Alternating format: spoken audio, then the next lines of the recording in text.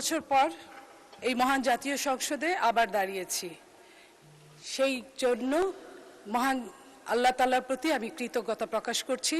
আপনার মাধ্যমে বাংলাদেশের অবিসংবাদিত নেতা, বাংলাদেশ জাতীয়তাবাদী দলের আমাদের প্রাণপুরুষ, বাংলাদেশের মাননীয় প্রধানমন্ত্রী জনাব তারেক রহমানের প্রতি কৃতজ্ঞতা জানাচ্ছি। মাননীয় স্পিকার, আমি কার্যপ্রণালী বিধির ৭১ অনুসারে জাতীয় জরুরি জনগুরুত্বপূর্ণ সম্পন্ন বিষয় সম্পর্কে মাননীয় স্থানীয় সরকার পল্লী উন্নয়ন মন্ত্রী মহোদয়ের মনোযোগ আকর্ষণ করছি। আমার নোটিশের উত্থাপনীয় বিষয় হচ্ছে রাজধানী ঢাকার ২ সিটি সহ দেশের সকল বিভাগীয় ও জেলা শহরের খেলার মাঠ ও পার্ক উদ্ধার এবং মাদকসেবীদের কবল থেকে মুক্ত প্রসঙ্গে। রাজধানী ঢাকা সহ সকল শহরের পার্ক ও খেলার মাঠগুলো একসময় ছিল শিশু কিশোরের দৌড়ঝাঁপ, খেলাধুলা আর বয়স্কদের বিকেলে অবসরের জায়গা। এখানে মাদকের কারবার, হকারের উৎপাত আর বখাটের আড্ডা এখন চলছে। কোথাও দখল, আবার কোথাও শিশু পার্কের নামে বাণিজ্যিক ব্যবহার হারিয়েছে তার সৌন্দর্য। ফলে ইট পাথরের নগরে মোবাইল পর্দায় আশ্রয় নিতে চায় সমাজের সকল শ্রেণীর মানুষ। পার্ক ও খেলার মাঠগুলো সাধারণ ব্যবহারকারীদের জন্য কোনোভাবেই নিরাপদ নয়।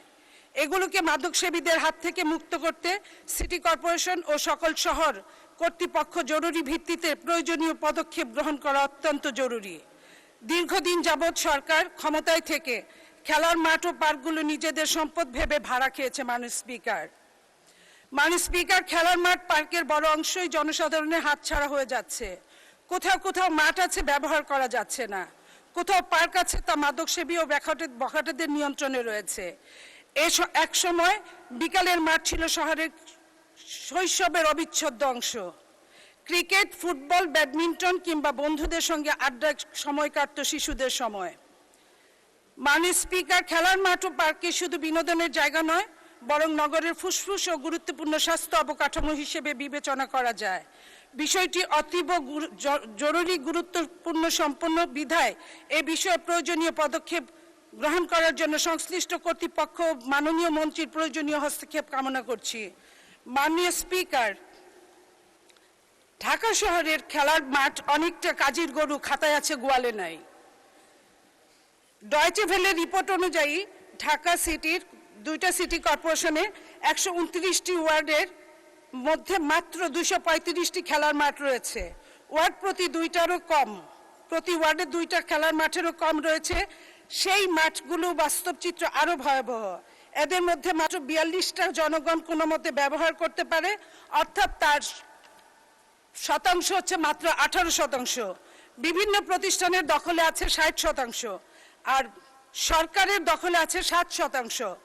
সূত্র হচ্ছে ডয়েচে ভেলে। মাননীয় স্পিকার, দখলকৃত মাঠে নানা স্থাপনা, ক্লাব, মার্কেট, এমনকি হাটবাজার পর্যন্ত গড়ে উঠেছে। মাননীয় স্পিকার, রক্ষক যখন ভক্ষক হয়ে যায়, তখন বিচারের বাণী নিভৃতে কাঁদে। থুপ খোলা মাঠটিতে সিটি কর্পোরেশন তাদের নিজের খেলা বন্ধ করে দিয়ে মার্কেট গড়ে তুলেছে।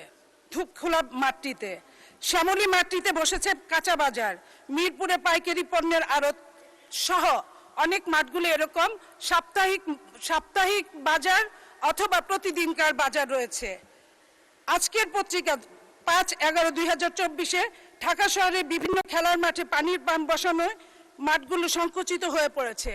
এই জন্য আপনার মাধ্যমে মাননীয় স্থানীয় সরকার মন্ত্রীর আবারও দৃষ্টি আকর্ষণ করছি। দেশের বিভিন্ন জায়গায় খেলার মাঠ দখল করে মেলা, গরুর হাটও বসানো হয়েছে। ইনকিলাব বলেছে ১/৩/২০২৫ ঢাকার ১২৬টি মাঠ হারিয়ে গেছে। এই যে হারানো মাঠগুলো আমরা ফিরে পেতে চাই। মাননীয় স্পিকার, আপনার মাধ্যমে আজকে মাননীয় মন্ত্রীর কাছে আমাদের আবেদন, আমাদের শিশুরা আবার খেলার মাঠে হারিয়ে যেতে চায়, খেলার মাঠে ফিরে যেতে চায়। তারা বই খাতা এবং খেলার মাঠটাই তাদের সহায় হোক। কোনো আমরা সাইবার বা কোনো আপনার এই যে টেলিফোন বা এই যে মোবাইল ফোনের মধ্যে আমরা রাখতে চাই না। মাননীয় স্পিকার, আপনাকে ধন্যবাদ। মাননীয় সদস্য, আপনাকেও ধন্যবাদ। মাননীয় স্থানীয় সরকার পল্লী উন্নয়ন ও সমবায় মন্ত্রী জনাব মির্জা ফখরুল ইসলাম আলমগীরকে এ বিষয়ে তার সংক্ষিপ্ত বিবৃতি প্রদানের জন্য আহ্বান জানাচ্ছি। মাননীয় মন্ত্রী। আপনাকে ধন্যবাদ মাননীয় স্পিকার। আমি ধন্যবাদ জানাতে চাই মাননীয় সংসদ সদস্যকে, যিনি অত্যন্ত গুরুত্বপূর্ণ একটা বিষয় আমাদের এই সংসদের মাধ্যমে গোটা জাতির সামনে তুলে নিয়ে এসেছেন। এই যে এখানে উনি যে বর্ণনাগুলো দিয়েছেন তার বেশিরভাগই সত্য ঘটনা।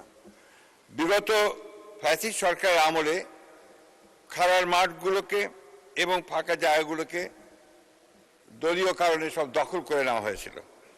আমরা সরকার গঠন করবার পরে আমরা চেষ্টা করছি সেই মাঠগুলোকে এবং খেলার যে সমস্ত জায়গা রয়েছে সেগুলোকে উদ্ধার করার জন্য। ঢাকা দক্ষিণ সিটি কর্পোরেশনের আওতাধীন অধিকাংশ পার্ক, খেলার মাঠ বর্তমান সরকার ক্ষমতায় আসার পূর্বে প্রায় বেদখল ছিল। বর্তমান সরকার ক্ষমতায় আসার পর সিটি কর্পোরেশনের তত্ত্বাবধানে পরিচালিত পার্ক বা খেলার মাঠ নিজেদের দখলে নিয়ে বিভিন্ন উন্নয়নমূলক কার্যক্রম শুরু করা হয়েছে ইতিমধ্যে।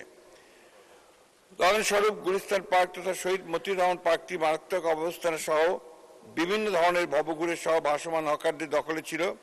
বর্তমানে ভবঘুরে ভাসমান হকার মুক্ত পরিষ্কার পরিচ্ছন্ন একটি আদর্শ পার্কে পরিণত করা হয়েছে। ঢাকা দক্ষিণ সিটি কর্পোরেশন অধিক্ষেত্রে সিটি কর্পোরেশন ও অন্যান্য সংস্থার মালিকানাধীন 256টি পার্ক খেলার মাঠ রয়েছে। এইগুলোকে উদ্ধার করা এবং পর্যায়ক্রমে সেগুলোকে খেলার উপযোগী করে তোলার চেষ্টা চালানো হচ্ছে এবং তার আপনার কার্যক্রম গ্রহণ করা হয়েছে। উল্লেখ্য যে বর্তমান সরকার ক্ষমতা গ্রহণের পরতে দেশে খেলাধুলার মান ব্যাপকভাবে বৃদ্ধি পেয়েছে। একই সাথে শিশুরা খেলার মাঠে খেলাধুলা করতে পারছে। আপনি নিশ্চয়ই ইতিমধ্যে অবগত হয়েছেন যে প্রাইমারি স্কুলের আপনার এটা সারা দেশ জুড়েই primary school inter school competition করে ফুটবল ইতিমধ্যে আপনার অত্যন্ত জনপ্রিয়তা লাভ করেছে। আমাদের মাননীয় প্রধানমন্ত্রীর নির্দেশে এই খেলাধুলাগুলোকে আপনার এখন অনেক বেশি করে চর্চা করা হচ্ছে এবং সেগুলো মাঠ পর্যায়ে নিয়ে যাওয়া হয়েছে। বর্তমান সরকার ক্ষমতা গ্রহণের পরতে দেশের খেলাধুলার মান ব্যাপকভাবে বৃদ্ধি পেয়েছে। একই সাথে শিশুরা খেলার মাঠে খেলাধুলা করতে পারছে। আদালতের নির্দেশনার আলোকে ঢাকা দক্ষিণ সিটি কর্পোরেশন কর্তৃপক্ষ সর্বদা খেলার মাঠ ও ফুটপাথ হতে অবৈধ দখল উচ্ছেদ করতে বদ্ধপরিকর। ভবিষ্যতে এ ধারা অব্যাহত থাকবে। ঢাকা সিটি কর্পোরেশন কিছু উল্লেখযোগ্য খেলার মাঠ ও পার্কের উন্নয়ন করা হয়েছে।